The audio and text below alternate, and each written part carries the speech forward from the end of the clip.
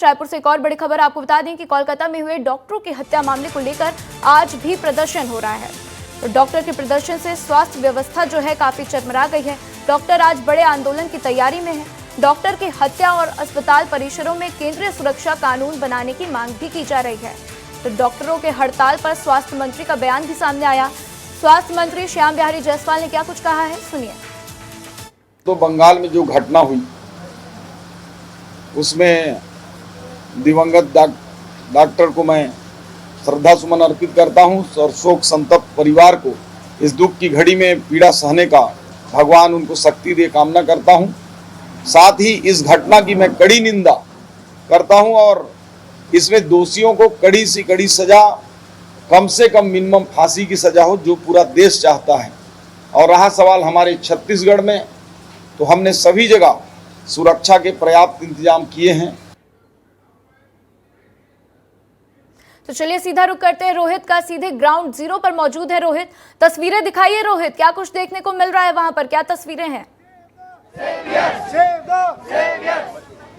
बिल्कुल, देखिए एम्स के 500 डॉक्टर प्रदर्शन कर रहे हैं और जो सुरक्षा कानून है उसकी मांग कर रहे हैं। तमाम डॉक्टर्स हैं और पिछले 2 घंटों से भारी बारिश के बीच में ये प्रदर्शन कर रहे हैं और साफ तौर पर ये कह रहे हैं कि अगर हम अपने कार्यस्थल पर सुरक्षित नहीं है, सड़क पर सुरक्षित नहीं है, तो सुरक्षित कहाँ है? डॉक्टर है, उनसे ही बातचीत करते हैं। सवाल तो यही खड़ा होगा कि आप लोग सुरक्षित कहाँ हैं?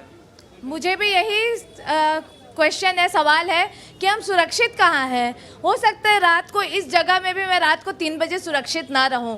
ये जो सुरक्षित जो वर्ड है, ये बहुत बड़ा मीनिंग है इसके पीछे।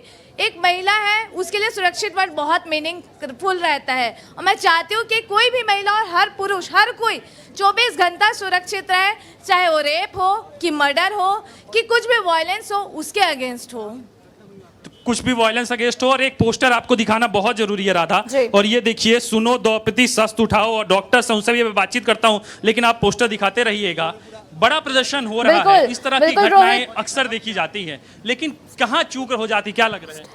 अभी देखिए, जैसे ये पूरा आंदोलन चल रहा था लास्ट 5-6 दिनों से, इसी बीच सामने और 2 घटना आ गई है कि एक उत्तराखंड में भी एक नर्स के साथ इस तरह हो गया, बलात्कार की कुछ घटना सुनी गई है।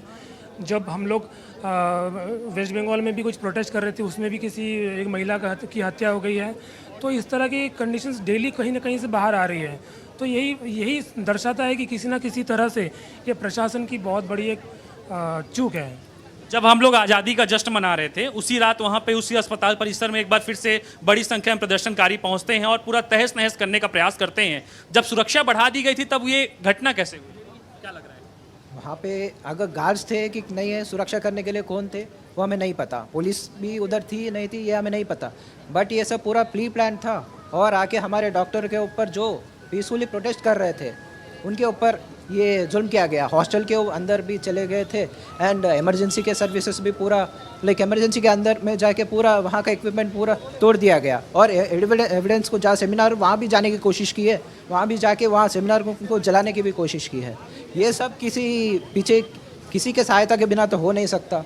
अगर पीछे किसी बड़े का हाथ भी हो सकता है तो अभी पता नहीं है। ये अभी सीबीआई को ये सब पता करना है। जितना जल्दी हो सकता है उतना जल्दी न्याय दिलाएंगे तो अच्छा रहेगा। अंतिम उम्मीद सीबीआई से बची हुई है और ये सबसे बड़ा राजधानी का परिसर है और एम्स है। और इस एम्स के परिसर पे जो तमाम तरीके से स्वास्थ्य सुविधाएं हैं वो चरमरा गई हैं और यहाँ के डॉक्टर प्रदर्शन कर रहे हैं। इमरजेंसी सुविधा पर इमरजेंसी डिपार्टमेंट में इलाज हो रहा है, लेकिन कहीं ना कहीं सवाल यही खड़ा हो रहा है कि आखिर लड़कियां कहाँ सुरक्षित हैं और कार्यस्थल पर नहीं है। तो सुरक्षा कानून बनाया जाए। और प्रदेश के स्वास्थ्य मंत्री का भी बयान आया है राधा, उन्होंने साफ तौर पर इमरजेंसी हेल्पलाइन नंबर जारी करने की और पुलिस को अस्पताल से कनेक्ट करने की भी बात जो है उन्होंने कही है।